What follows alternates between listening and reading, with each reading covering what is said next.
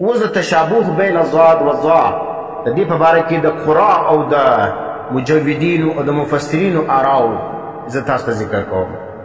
چې هغه د ضاد او د ضاد مابین کې مشابهت موجود دي. قراء هم وایي او دا رقم مجودین تجوید ویونکي علماء کرام او دا رقم مفسرین دا هم وایي چې د ضاء او د ضاد مابین کې مشابهت موجود دي. لکه علامه محمد مکی المتوفی 437 هجری کی 437 گوره نن 1400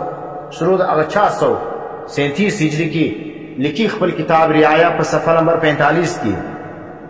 هغه والضاد يشبه لفظها بلفظ الضاد و د ضاد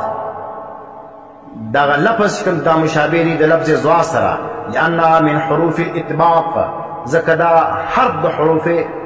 اطباقیه وسري د حروف اطباق سره ومن الحروف المستعلیه او بل چې کوم د حروف مستعلیه وسري ومن الحروف المهجوره او د حروف مهجوره وسري ولولا اختلاف المخرجين ګوره صفاتونه ټول سره یو دي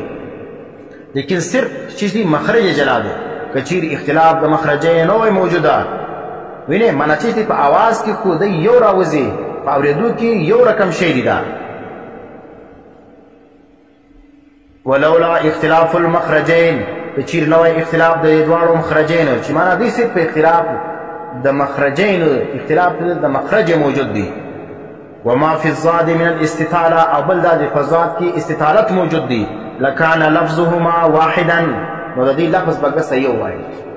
یو د مخرج اختلاف دی نو ټول صفاتونه او اوریدو کې یو شی دي سره نو کچیر دا اختلاف د مخرج او استطالت نو پکې موجوده نو دا به شوي دا به یو لفظ وایي ولم يختلفا في السمع تو ګوره او په اوریدو کې بعد د دې اختلاف نه وشته ضاد ویل کې ضاد وایي. علامه جزری رحمه الله چې 833 هجری کې له وفات شوی هغه لیکي په خپل کتاب النشر فی القراءة العشر صفحه نمبر 219 کې جلد نمبر 1 کې هغه والضاد انفرد بالاستطاله و ضاد چې کوم دی دا جلاسوي د ضاد سره په چش باندې په استطالت باندې معنی د ضاد او د ضاد چې کوم فرق دی دا په یو صفت کې راغلی دی چې هغه استطالت دی چې ما د اواز او ځوالي چې موږ وایو وليس في الحرف ما يعسر على اللسان مثله ولیکن دا دی و دا ضاد چې کوم دا دومره قدر مشکل توري دي چې پر ژبه باندې تر دې بل مشکل توري نه دي نستا فإذا زری رحمه الله هم دا ویل چې ضاد او د ضاد چې کوم دی دا صرف جلاواله په چش راغلي په استطالت باندې راغلي دي او دا ډیر مشکل توري دي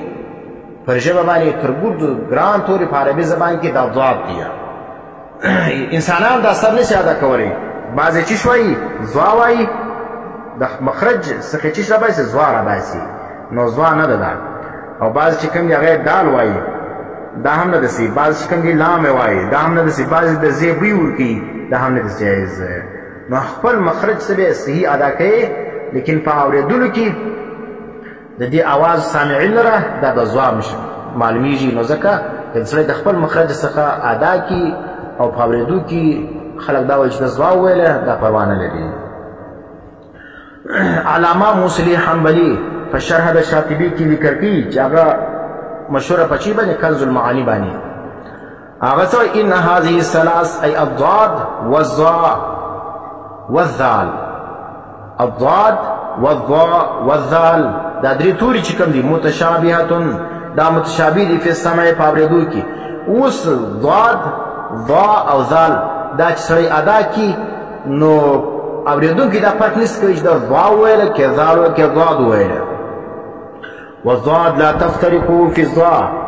من الضاء او ضاد چې کوم دا جلا کیږي نه د ضاء څخه الا باختلاف المخرج د ضاء او د ضاد مخرج چې کوم دی دا سره جلا دي نو ټول یو شی سره اورېدونکي یو شی سره وزياده الاستطاله او یو سدادي په ضاد کې استطالت زیاتی ولولاهما لكانت احدهما عين الاخرى وای دا کچیر دا دوه شانو چې اختلاف د مخرج نه موجوده او یو په ضاد کې د استطالت نه موجوده دا دوه د یو خلقو بللای وینه